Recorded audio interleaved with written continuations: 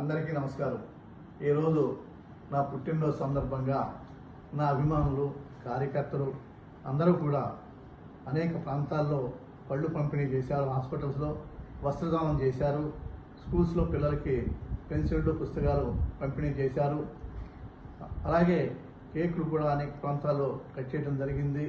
ప్రత్యేకంగా పిల్లల నియోజకవర్గం, మచిలీపట్నం జిల్లాలో వివిధ నియోజకవర్గాల్లో, రాష్ట్రంలోనూ, అదేవిధంగా కర్నూలు జిల్లాలో ప్రత్యేకంగా అనేక ప్రాంతాల్లో మరి అభిమానులు అందరూ కూడా ఈ యొక్క కార్యక్రమాలు నేను ప్రతి చోట లేకపోయినా నేను ఉన్నట్టుగానే భావించి మంచి కార్యక్రమాలన్నీ కూడా చేశారు. అందరికీ నా హృదయపూర్వక కృతజ్ఞతలు తెలియజేస్తున్నాను.